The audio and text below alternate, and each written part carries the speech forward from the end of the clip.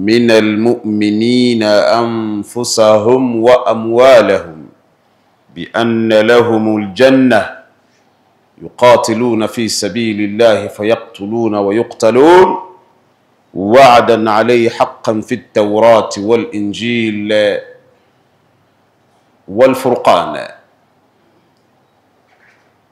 Waheshimiwa waumini, shukrani za dhati kabisa tumezipeleka kwa Mwenyezi Mungu. Rehma na amani tumezishusha kwa mtume wetu Muhammad sallallahu alayhi wa alihi wasallam. Wal bakhilu man la yusalla alayhi, sallu ala habibikum. Radhi za Mwenyezi Mungu tumeziomba ziende kwa masahaba. Mwenyezi Mungu aiokoe familia ya mtumi, na mimi na wewe na kuhusieni pamoja na kuhusia nafsi yangu yenye madhambi. Tujiangalie namna gani tunamcha Mwenyezi Mungu. Waheshimiwa, ninayo heshima kubwa ya kuwa mbele yenu ndani ya siku hii kubwa nzito, ndani ya mwezi mkubwa, mwezi mzito, mwezi mtukufu wa Ramadhan. Waheshimiwa, leo ni Aljumaa ya 3 tangu tumekuwa na Ramadhan. Ilianza Aljumaa ya kwanza, ikawa ya pili, na hatimaye sasa ni Aljumaa ya 3. Na mukhtasaran, nahnu ya jamaa fi 10 al-awakhir min Ramadhan. Na maneno mafupi sana ni kwamba mpaka tunafika Ijumaa ya 3, maana yake, tafsiri yake nyepesi ni kwamba tumefika 10 la mwisho la mwezi wa Ramadhan. Ma kunna adhim wama nahnu alayhi a'zam. Ndugu zangu, ma kunna alayhi min qabl adhim wama ba'da wama nahnu alayhi al'ana a'zam. Siku 20 zilizotangulia zilikuwa very fantastic, zilikuwa wonderful, zilikuwa a'jabul ujab wa atir. Zilikuwa ni siku nzuri, ni siku bora, zilikuwa ni siku zenye ladha na utamu, siku ambazo wallahi hani'an liman aasha fihi wa sama wa qama haqqa as-siyami wa haqqa al-qiyam. Naomba nitoe pongezi zangu kwa dhati kabisa kwa mtu ambaye amezitumia siku 20 effectively, yani haqiqat al-amal. Amefanya kadri alivyojitahidi kufanya katika yale yote aliyowezeshwa na Mwenyezi Mungu katika mambo ya khairat. Kongole, shangwe, vifijo na nderemo, hoi hoi zote tunampelekea ambaye amezitumia siku 20 mujarrab, kazitumia khassa, na mpaka mwenyewe anasema alhamdulillah. Wa musiba ya jamaa wa tamatul kubra wa ya hasarata. Khasara, musiba, wallahi huzuni kubwa. Na huyu mtu anasonona, ameanguka vibaya, ambaye maskini siku 20 zilizotangulia mapungufu yamekuwa ni mengi zaidi kuliko yale ambayo yalitakiwa yaishi. Wal kathir fi taqsir. Na nathubutu kusema bimil fama, kwa kinywa kipana kabisa, kwamba wengi wetu ni wale ambao tuna mapungufu. Sasa basi, ma fatana adhim ya jamaa, wa hadha la shakka. Ni kweli siku 20 zimeondoka na zilikuwa ni siku nzuri na bora kabisa, lakini wama ba'da wama nahnu alayhi a'zam. Jambo la muhimu ndugu zangu, kilichobaki mbele yetu adham. Kwenye lugha ya Kiarabu kuna tafdhil, na lugha zote nafikiri ziko hivyo. Yani ukisema mzuri, akhalafu kuna mzuri zaidi. Ukisema mrefu, huwa kuna mrefu zaidi, na hata mfupi kuna mfupi zaidi pia wapo. Mweupe kuna mweupe zaidi, mweusi kuna mweusi zaidi, mjinga kuna mjinga zaidi, na msomi kuna msomi zaidi. Wa fawqa kulli dhi ilmin alim. Mungu anasema kila kwenye mwenye elimu kuna mwenye elimu zaidi. Sasa basi, tumepitwa na siku tukufu 20, lakini zilizobaki 10 ni tukufu zaidi.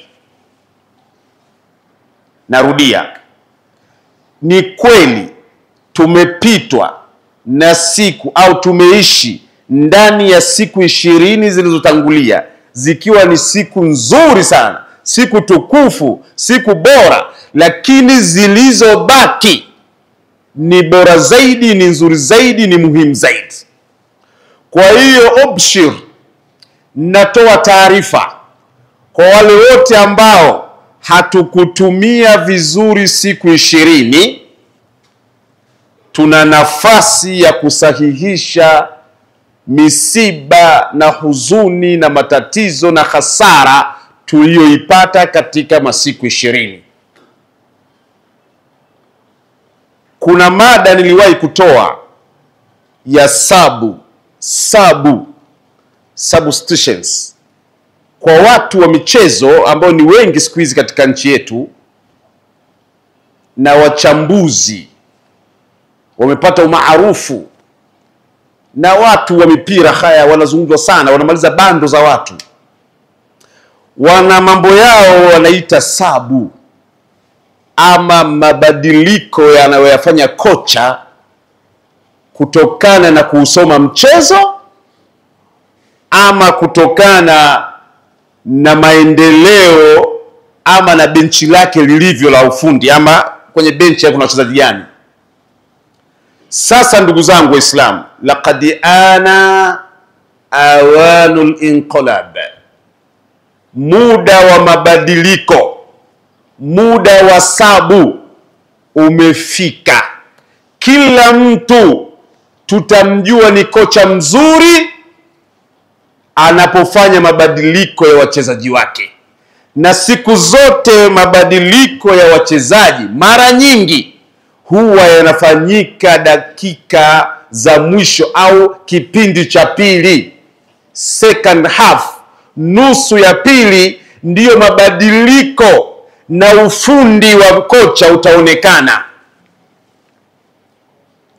Hutokea mabadiliko yakafanyika hata kwenye first half, lakini ima kwa mtu kuumia, ama kwa dharura ambayo kocha atakuwa ameiona mapema sana, hata wengine mwanzo walikuwa hamjaiona, au mchezaji mwenyewe kuomba. Lakini mara nyingi mabadiliko yanafanyika mwishoni, dakika ya 50, dakika ya 60, wasikia sana ya kuendelea mpaka dakika 81 mpaka 89 huwa zinafanyika. Na hapo ndipo utaalamu wa kocha unaonekana. Nani atoke kwa sababu gani? Nani ahame nafasi aende nafasi gani? Nani aingie? Hapo ndio ufundi unaonekana. Sisi ya jamaa fi akhiri ar-ramadhaniya, tupo kwenye kipindi cha mwisho cha mwezi mtukufu wa Ramadhani. Kila mtu awe makini na sabu anayotaka kuifanya. Tuna sabu nyingi wa mheshimiwa. Kuna sehemu tumenepa sana, kuna sehemu watu tumeshindwa kushambulia vizuri, kuna sehemu tumeshindwa kuzuia vizuri, kuna sehemu tumeshindwa kupora mipira vizuri kwenye Ramadhani hii. Na mambo hayo unaweza ukaweka kwenye timu ya futari, ukaweka kwenye timu ya kusoma Qur'ani, ukaweka kwenye mambo ya kutoa sadaka, ukaweka kwenye mambo ya kusali sala 5 msikitini jamaa, ukaiweka kwenye kusali swala za sunna ikiwa tarawihi, ikaweka kwenye mambo ya kula daku, ukaiweka kwenye mambo ya kualikana, kwenye kufuturishana, unaweza ukaiweka kwenye kuwatembelea wagonjwa, unaweza ukaangalia kwenye kuwajali mayatima, kwenye kuwajali wenye shida mbalimbali, wazee, wenye mafakiri, wajane, viongozi wa dini, watu wenye shida mtaani, majirani, marafiki, wazazi. Unaweza ukaweka sehemu yote. Wapi unabadilisha, wapi unatakiwa ufanye sabu. Imam Shafi rahmatullahi alayhi rahmatan wasa, Shafi'i, Imam Shafi alikuwa anasoma Qur'ani mwezi wa Ramadhani, lakini alikuwa anasoma Qur'ani kwa siku moja anamaliza msahafu mzima. Anasoma Qur'ani msahafu mzima kwa siku moja, lakini ikifika kwenye 10 hili la mwisho anamaliza mara 2. Hiyo ni sabu maalim. Fahamtumuni ya jamaa? Dhaka huwa sabba. Hiyo ni sabu na yenyewe. Unaweza ukashangaa, hii Qur'ani tabu kubwa namna hii, kweli mtu asome siku moja? Ina maana haendi msalani, haendi sokoni kuhemea, hana biashara anazouza, haendi ofisini, haendi kuvuna, haendi kulima, hatembelee. Hizo ibada za kusema kutembelea majirani, wagonjwa, anazifanya saa ngapi? Mbona hili maana yake ukisoma na ukaa siku yote na kuisha hii Qur'ani kweli usome siku nzima uimalize? Mimi pia nilipata shida kama unavyoipata wewe. Kama hii kweli siku nzima unasoma, muda wa kufanya shughuli utakuwa wapi? Imam Shafi alikuwa vipi? Wallahi Imam Shafi alikuwa na familia, alikuwa na mke, ana watoto, ana ndugu, anatembelea watu, anatembelea majirani, anashiriki shughuli zake za kiuchumi na za kimaisha, na Qur'ani anasoma siku nzima, yani msahafu wote siku moja. Ndugu yangu, unaweza ukafanya sabu, unaweza kubadilisha maisha yako, unaweza kubadilisha ibada zako, unaweza kubadilisha staili ya maisha yako ya mwezi wa Ramadhani. Inawezekana siku 10 bado unazo. Hii Qur'ani ukiisoma kwa usomaji wa kawaida tu, bismillahirrahmanirrahim, alif lam mim, dhalikal kitabu la raiba fihi hudan lilmuttaqin alladhina yu'minuna bilghayb wa yuqimuna as-salata wa mimma razaqnahum yunfiqun والذين يؤمنون بما أنزل إليك وما أنزل من قبلك وبالآخرة هم يوقنون أولئك على هدى من ربهم أولئك على هدى من ربهم. Ukisoma hivi ninavyosoma mpaka ukimaliza juzu ya kwanza kwa usomaji huu ambao sio kwa kasi kubwa wala sio ile mbamba wala ifula la dhali, sio hivyo. Usomaji uliosoma sio leo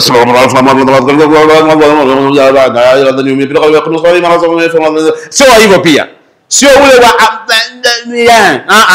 na wala sio ule wa kula mchele.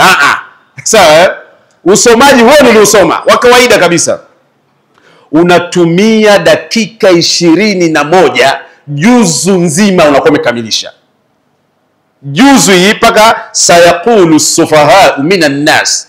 Dakika 21 net utakuwa umefika kwa usomaji ule uliosoma mimi. Kurasa ziko 12 au 11, dakika 21 unakuwa umemaliza. Sasa tuseme unasoma msahafu mzima, dakika 21 mara 3 au mara 30, maana yake ni 63. Kwa hivyo ili mtu saa moja ni dakika 60. Kwa hiyo ili mtu asome Qur'ani yote kwa siku moja inamhitaji masaa 10 tu. Masaa 10 tu. Masaa 10 tu au masaa 6 na dakika 30. Yaani unakuwa umemaliza kusoma Qur'ani. Saa 6. Yaani hapo umekaa tu pahala. Kwa hivyo muda wa kwenda sokoni unapata, muda wa kwenda ofisini kwako utaupata, muda sio wa kwenda vijijini kuona wagonjwa utaupata, muda wa kwenda kusali jamaa unaupata, muda wa kwenda kuvuna unaupata, muda wa kukaa na familia na kupanga mipango na kuangalia futari na kwa hiyo bado umo. Ni saa 6 tu shekhe wangu na dakika 30 unakuwa umesoma Qur'ani kabisa complete, umemaliza. Kwa hivyo ukiwa unasikia mambo kwa kusoma Qur'ani unaweza kuona jambo gumu zito refu sana, lakini ukilifuatilia kwa vitendo ni jambo la kawaida, unaweza fanya mabadiliko. Ndugu yangu, tupo katika muda ambao mabadiliko ni muhimu, kwa sababu Mtume sallallahu alayhi wasallam kana idha dakhala ashrul akhir min Ramadan, Mtume alikuwa ikiingia 10 la mwisho la Ramadhan, aiqadha ahlahu wa ahya layla wa shadda mi'zara. Mtume alikuwa anafanya vitu vitatu, anaofanya sabu, anafanya mabadiliko aina 3. Kwanza, shadda mi'zara. Shadda mi'zara maana ijtahada an man, kama qala an-Nawawi, Imamu Nawawi alituambia shadda mizara maana yake anaongeza juhudi, anaongeza viwango vya mambo ya kheri.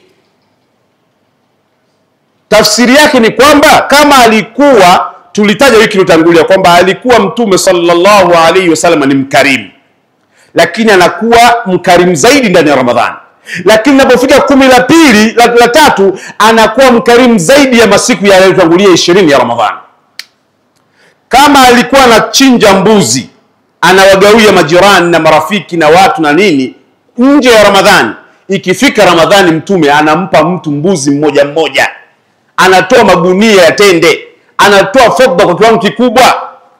Ikifika 10 la mwisho, sio tena anampa mtu mbuzi, anabadilisha, anampa mtu ng'ombe au ngamia. Maana yake anaongeza jihadi, anaongeza juhudi kwenye kile alichokifanya kwenye masiku 20 yaliyotangulia.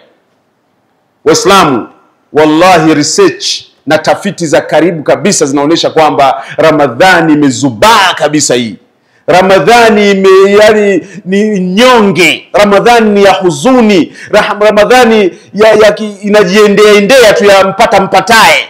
Ramadhani ya mpatae maraki, yani haipo kwenye viwango vya Ramadhani kwamba imeingia Ramadhani.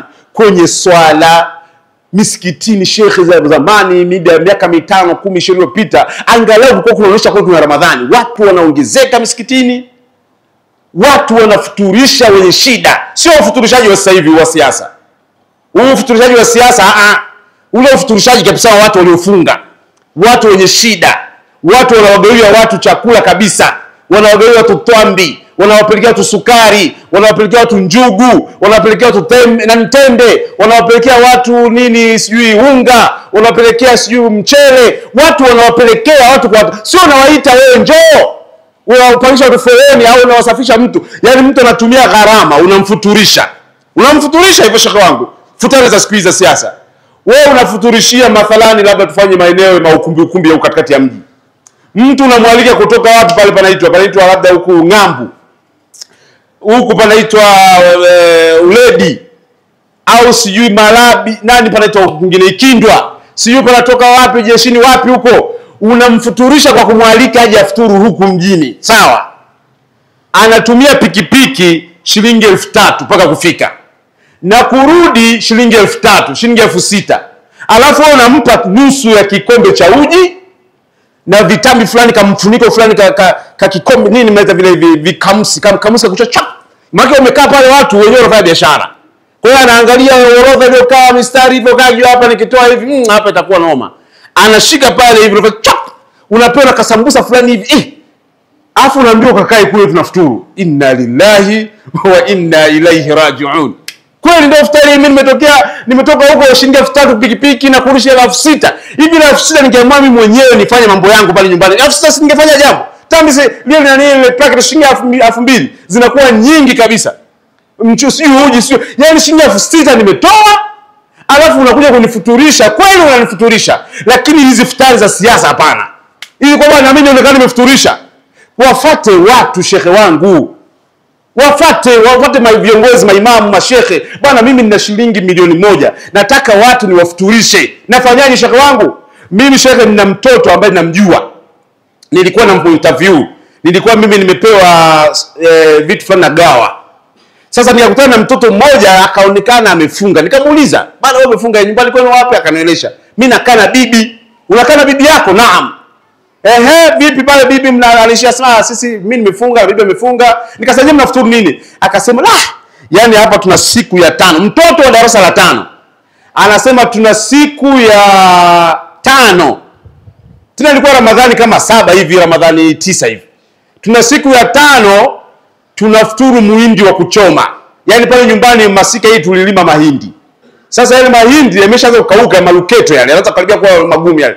Kutokana na hali zao mbaya, hawana namna ya kupata sukari, hawana namna ya kununua mihogo, hawana namna ya kupata unga hata wasembe wakoge uji, hawana namna hata kununua matembele mafungu mawili wapeke hata ugali wa muhogo. Hawana, hali ni mbaya. Kwa bibi ni Muislamu na mtoto wake mjukuu wake wanaishi pale.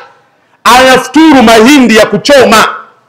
Wanachukua mahindi wanakwenda kuchoma saa 12:30 ile, saa 1 mwindi wakaambia kupoa poa, ndio wanatafuna kwa jikuju kwa wanafuturu pale na maji wanakunywa. Alafu kuna mtu anafuturisha sijui watu mali kujiitia tu watu. Hivi baba mvamiwa. Hii ni ibada jamani, kufuturisha ni ibada. Sio sehemu ya kusema kwa wewe unaonekana unafuturisha. Kama uwezi, acha watu wenye ibada. Sisi acha kutufanyia mchezo.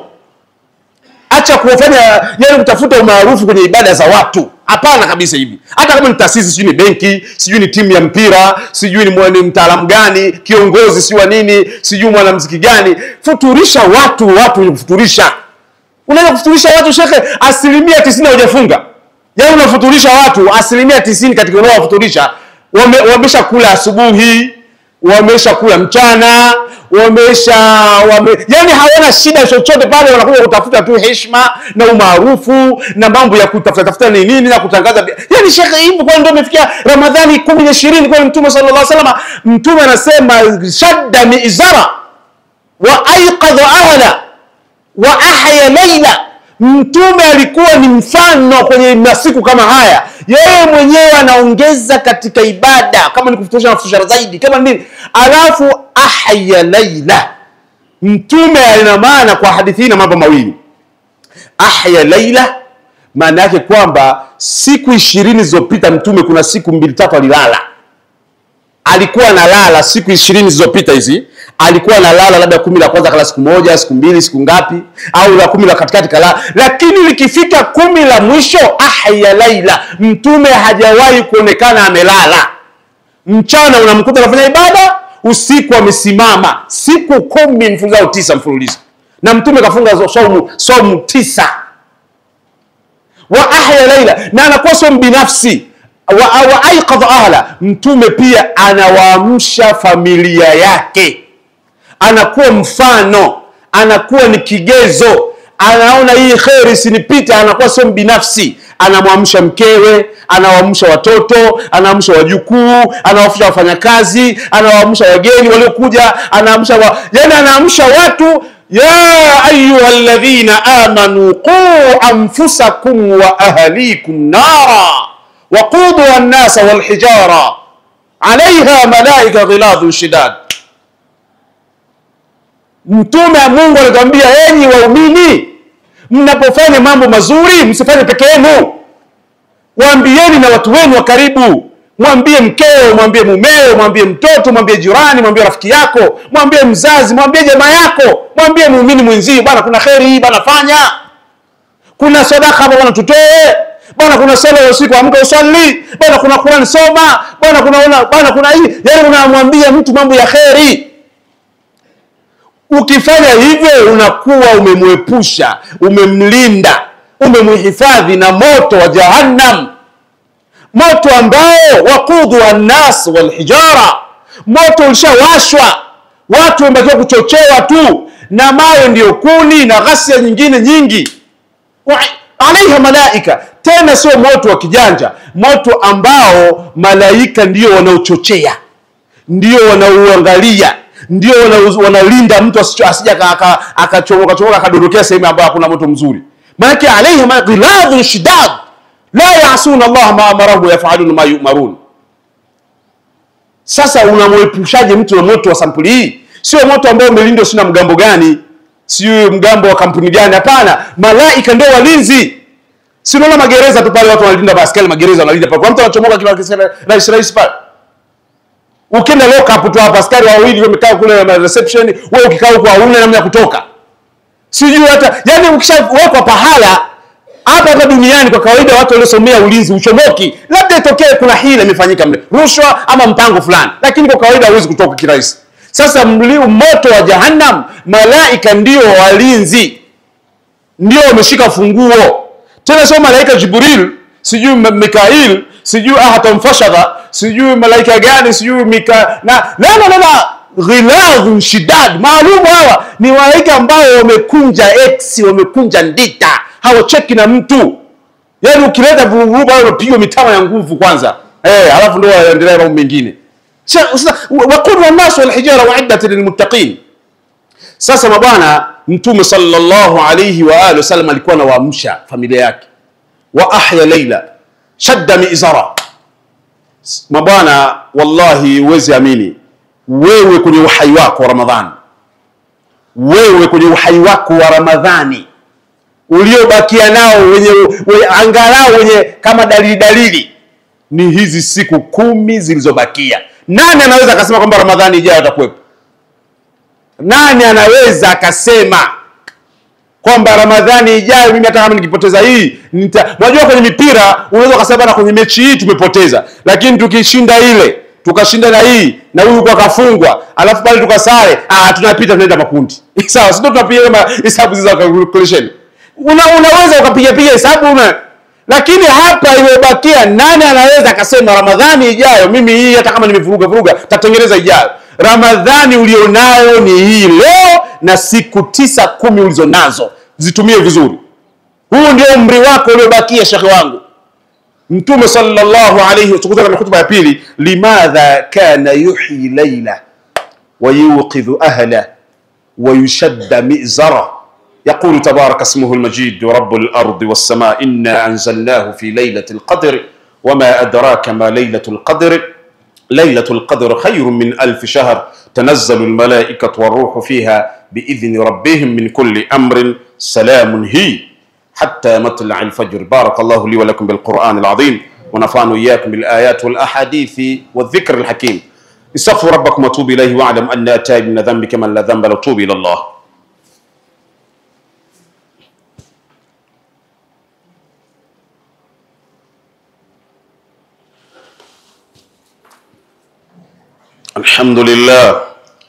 الحمد لله الذي جعلنا من أهل السنة والصلاة والسلام على من أرسل إكمال المنة وعلى آله وصحبه الذين حبهم واتباعهم لنا جنة من ثم أما بعد. واشمعوا مني قنين متومي الذي لقد غفر له ما تقدم من ذنبه وما تأخر، يجتهد يشد مئزرة يحيي ليلة أحيا ليلة وأيقظ أهله. Huyu mtume ambaye yuko busy namna hii, anajiima raha, anaacha kulala na usingizi ulivyomtamu. Usikie sana na mambo mengine. Kwa nini anafanya mambo haya maskini? Kuna mambo mengi, lakini tosheka na haya. Ya jamaa, innal umura bil khawatim. Innal umura ya jamaa rahimakumullah bil khawatim. وقد كان صلى الله عليه وسلم يدعو الله قائلا اللهم إني أسألك خير عمري خواتمة وخير العمل أو خواتمة أيضا وخير أيام يوم ألقاك فيه. Mabwana, siku zote mambo yanachukuliwa ni jinsi unavyoyamaliza. Mambo yote huwa yanazingatiwa mwisho wake. Na mtu yoyote ambaye, kwa wanafunzi naona mko wengi hapa, wewe soma form 1, form 2, form 3. Kama usipofika form 4, shekha wangu, form 2 haitambuliki, form 1 haitambuliki, form 3 haitambuliki. Kitakachotambulika pale ni mpaka ukifika pale mwisho ndio panazingatiwa. Hii kwa sababu mimi usema mpaka form 3 mtu anaondoka zake. Wala kuuliza ulipata nini? Anauliza nini sasa? Anaanza kuuliza mtu kusema nimesha form 3. Akamwambia ulipataje? Hakuna ulichopata maana yake. Kwa hiyo kinachozingatiwa ni mwisho. Form 5 6 ni mwisho, first year second si nini, kila kitu kina mwisho wake. Hata mechi hawaulizaji bana dakika 70 vipi, watu wanauliza bana ilishaje mechi shaka wangu kwenye mpira, tunauliza hivyo. Haulizi bana mambo shida hayo mengine ni kama by the way, lakini mwisho anaonesha kwamba mwisho ndiyo penye kufanya kila kitu. Ukikosea mwisho umekosea chote. Hata hizi 20 zilizopita huko nakuwa mna lolote. Yaani tufanye kwa mfano, tujalie kwamba wewe umeswali swala zote za siku 20 msikitini za jamaa, umefunga siku zote 20 na umefanya mambo ya kheri mengi siku zote 20. Hivi ukiacha kufunga hizi siku 10 hapa, hizo 20 za kusaidia nini? Yaani tuache saizi, acha kufunga, kuanzia kesho anza kula mchana. Hizo 20 ulizozifunga zitakuwa zimekusaidia nini? Hiyo sadaka uliyoitoa kutwa mzima huko na mambombo mengi imekusaidia nini? Kwa sababu Ramadhani haijaisha wewe umeanza kula. Haiwezekani, huwezi kupata chochote. Kwa hiyo kitachozingatiwa hapa ni hapa tunapokwenda mbele. Al-umuri ya jamaa bil khawatim. Mtume alikuwa naomba dua hasa, Mungu naomba ujaalie matendo yangu mazuri yale ya mwisho. Umri wangu niutumie vizuri pale mwishoni. Na siku yangu bora kabisa katika siku zangu za uhai iwe ni siku ambayo nakutana na wewe ukiwa radhi na mimi. Ndio Mtume sallallahu alaihi wasallam alikuwa anaomba hivyo. Kwa hiyo masiku haya yana mambo ya kumalizia. Tumalizieni vizuri. Tuongezeni pale ambapo tunahisi pana mapungufu. Lakini masiku haya yana Lailatul Qadri khairu min alf shahr. Yana usiku ambao usiku huo ni bora kuliko miezi 1000. Sio ni bora sawa sawa na miezi 1000.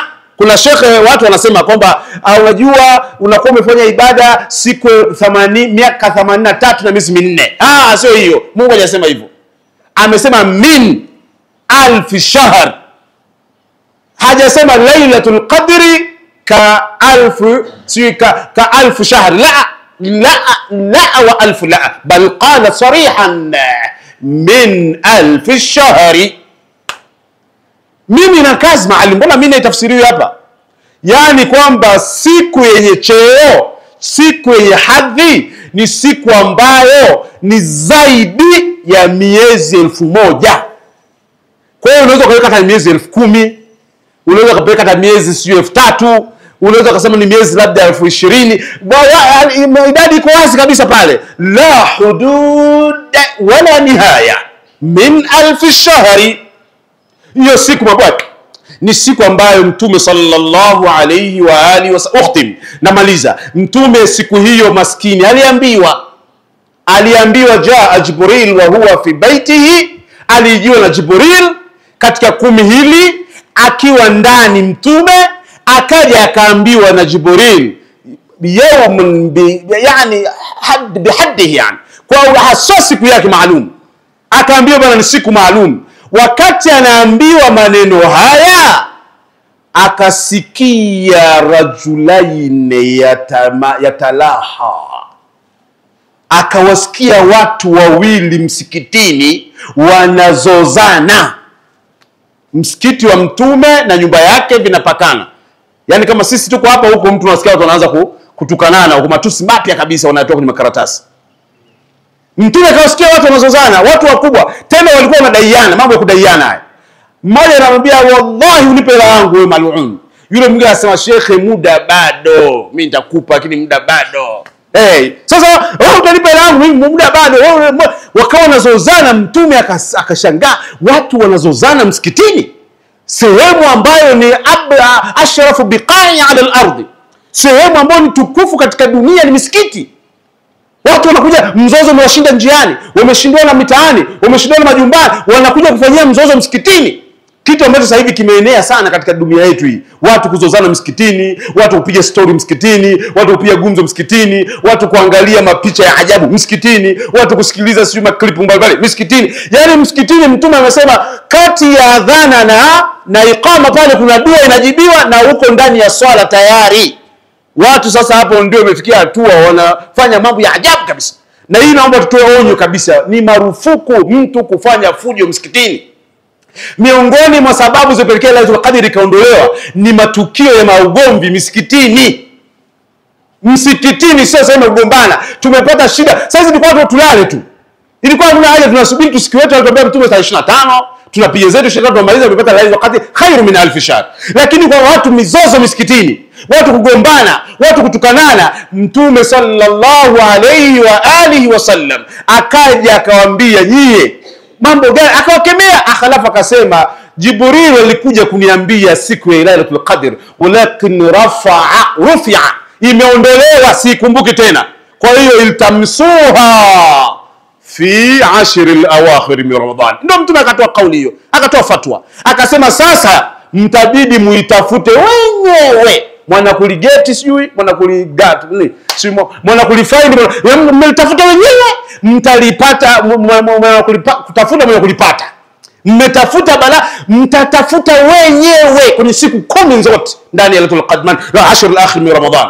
Kwa sababu ya ujinga na ukorofi na magomvi na nini, ni kama vile adhabu tulipewa, kama demotion tumepewa kama, yani ni kama mtu tumepata adhabu. Ilikuwa ni siku maalum, lakini kwa watu kutokuheshimu misikiti, watu kufanya misikiti ni sehemu ya kama kijiwe, kusema ni kama sehemu ya kutafuta, yani sehemu kama mazoea, kama nyumbani kwake, kufanya kama yeye ndio mwenyeji wa msikiti. Mtu anafikia tu msikiti anafanya kama nyumbani kwake, kama yeye, yani vitu mnaswali tarehe hapa, watu nyuma yenu wanazungumza, wanacheka, inna lillahi wa inna ilayhi raji'un.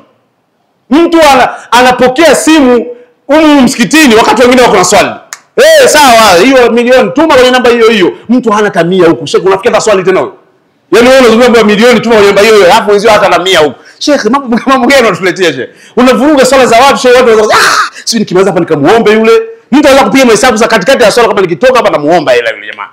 Mambo mengine sio lazima uyasemee msikitini. Nenda pembeni, kuna mikungu huko, kuna mapera. Kaongee mambo yako ya fadha na madili zako, sio msikitini. Msikitini Lailatul Qadr iliondolewa na Mtume na Mwenyezi Mungu kwa sababu ya mizozo misikitini. Mungu atulinde na mizozo inshallah. Mabwana, Lailatul Qadr fiha yufraq kullu amrin hakim. Mtu yeyote mabwana, labda alikuwa afe mwaka huu, amuombe Mwenyezi Mungu ampe umri ndani ya Lailatul Qadr, ambazo ni hizi siku 10 tutaitafuta. Mtu anaweza akabadilishiwa siku yake ya kifo ikaongezeka, umri wake ukaongezeka. Mtu aliyekuwa maskini miaka mingi, anaweza Mungu akamfungulia maisha yake akabadilika. Aliyekuwa na maradhi akabadilika akawa mzima. Aliyekuwa mjinga Mungu akampa ilmu, akampa milango na njia za kutafuta ilmu. Aliyekuwa hakubaliki akakubalika. Aliyekuwa hajaoa hajaolewa akaanza kuna yeye kukubalika kuoa ama kuolewa. Aliyekuwa hana watoto, aliyekuwa fahal min kadha fahal min kadha. Sasa mabwana, kama pia mtachelewa siku 10 zikapita, fala talumanna illa anfusakum. Isitokee mtu anampigia Sheikh dua nini simu, Sheikh ile dua haijajibiwa, wewe mwenyewe mbona hujajibiwa kwenye mwezi wala ni siku 10 hizi? Mimi Sheikh ndio ninajibiwa peke yangu, wewe mwenyewe pia. Fala talumanna illa anfusakum. Hakuna mtu akulaumu. Kama una tatizo lako, wewe mwenyewe una fursa ya kumwambia Mungu. Aya ya kuja kumwambia Sheikh haijajibiwa, naona mambo ndio yanazidi kuharibika. Sheikh, ni kwamba wewe mwenyewe pia umeshindwa kutumia fursa. Umeshindwa kutumia muda sahihi wa kuongea na Mungu. Tuongeeni na Mungu kwenye 10 hili. Hili ni 10 ambalo lina Lailatul Qadr. Na Mtume akatusaidia tena kidogo, akaona iltamsuha fi ashr al-awakhir min Ramadan. Mtume akasema sasa katika hadithi nyingine, iltamsuha fi al-autari. Basi akaturahisishia, tafuteni usiku huo kwenye siku za witri, tarehe 21, 23, 25, 27, 29. Sasa basi shughuli inakuja. Leo mimi ni siri yangu, leo ni tarehe ngapi nimefunga? Maana humu tuna watu tuna siku 21, tuna watu tuna siku 20, sio na ngapi sijui. Ziko watu kwa watu mpaka 24 wamo humu. Yaani ni vituko vingi sana. Sasa tunafanyaje? Tunarudi pale pale kwamba 10 lote tulitumieni kwa vyovyote. Lailatul Qadr ipo kwenye 10 hili.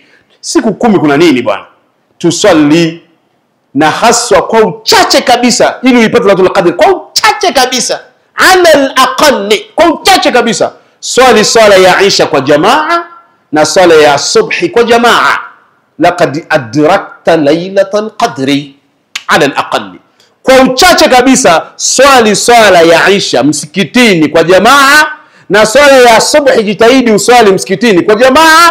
Haya ukiyafanya kwa hizi siku 10 umepata Lailatul Qadr. Inna Allaha wa malaikatahu yusalluna ala an-nabi ya ayyuhalladhina amanu sallu alayhi wa sallimu taslima. Allahumma salli ala Muhammad wa ali Muhammad kama sallaita ala Ibrahim wa ali Ibrahim wa barik ala Muhammad wa ali Muhammad كما باركت على إبراهيم وآل إبراهيم في العالمين إنك حميد مجيد. اللهم اغفر للمؤمنين والمؤمنات والمسلمين والمسلمات الأحياء منهم والأموات إنك قريب مجيب دعوات.